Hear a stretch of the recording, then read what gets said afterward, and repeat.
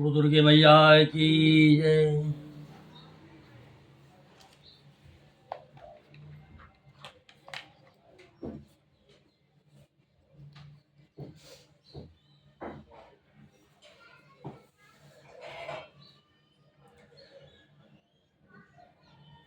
निशुंभ का वध।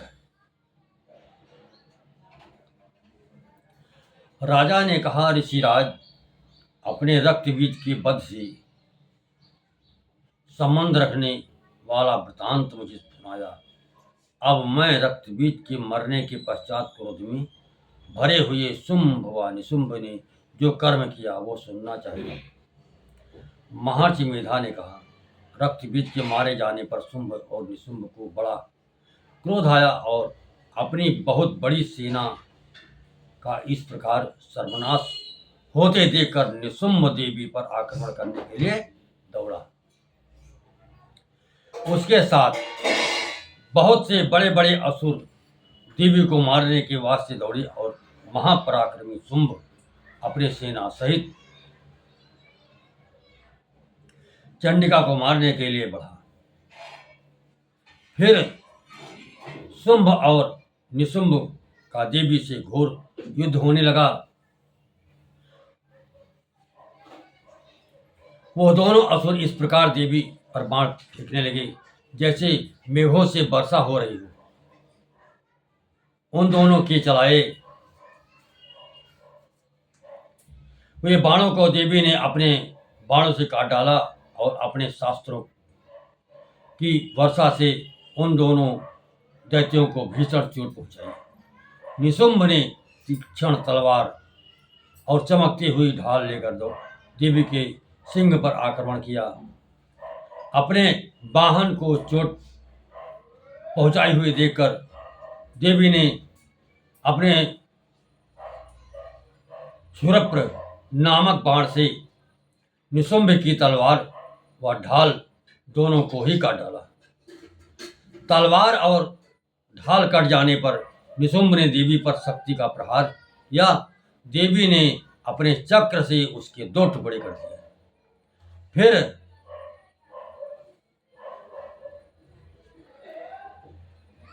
क्या था, दैत्य मारे क्रोध के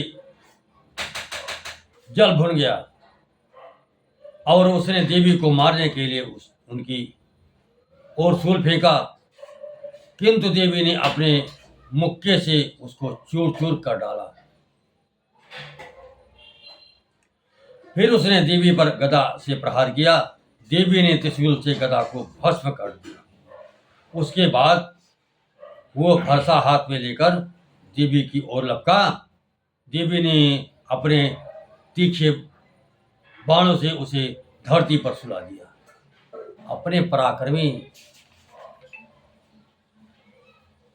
भाई निशुंभ के इस प्रकार से मरने पर शुंभ क्रोध में भरकर देवी को मारने के लिए दौड़ा।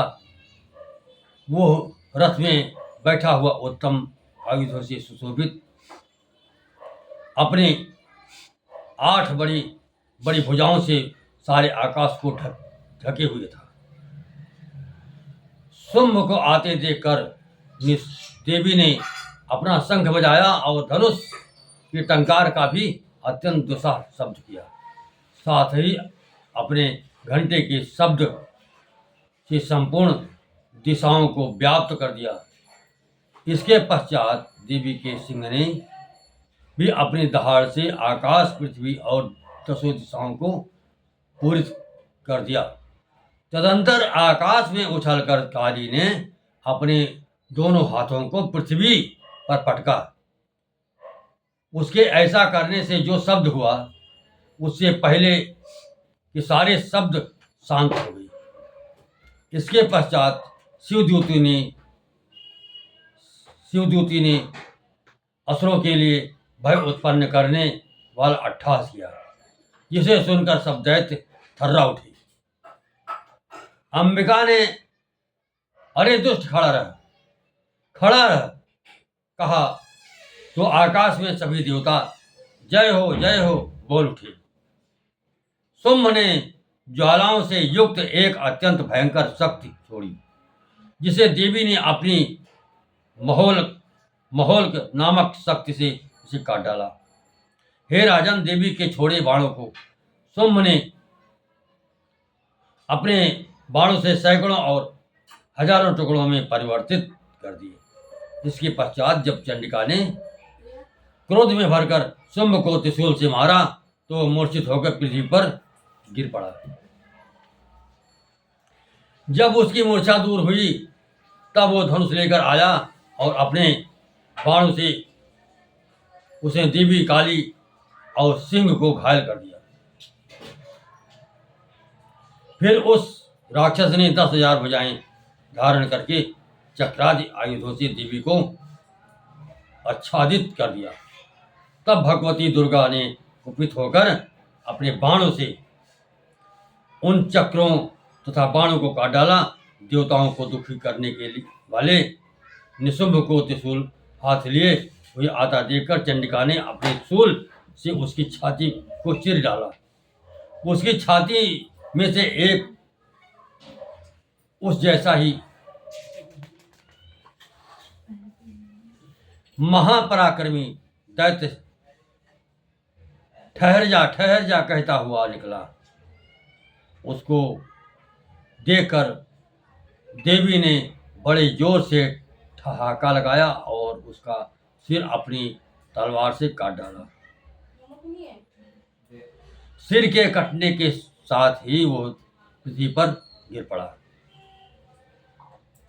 तदंतर सिंह दहाड़कर असुरों का भक्षण करने लगा और काली और शिवद्युति भी राक्षसों का रक्त पीने लगी। कौमरी की शक्ति और ब्रह्माणी के कमंडल के जल से कितने ही महादैत्य नष्ट हो गए। अनेक दैत्य महेश्वरी के त्रिशूल से विदीर्ण होकर और हजारों दैत्य बाराही के प्रहारों से छिन्न भिन्न होकर धराशायी हो गए। वैष्णवी ने अपने चक्र से बड़े बड़े महापराक्रमियों को यमलोक भेज दिया और इंद्री ने भी कितने ही महाबली राक्षस टुकड़े टुकड़े कर दिए। लाखों दैत्यों मारे गए, लाखों दैत्य मारे गए, अनेक भाग गए और कितने ही काली सुदूती और सिंह के भक्षण कर लिए। बोलो दुर्गे मैया की जय। ये कहीं करे आज ये कहीं कहीं अभी दूध ले करे के तनी दूध ले खत्म हो जाए नहीं अभी 10वां है आज के बाद कल 10वां होगा। हाँ देखिए अभी कई दिन टाइम बा। आज तो एथी है इतवार सोमवार मंगल बुध 3 दिन अभी करो हो जाएगा जब जाएगा ना।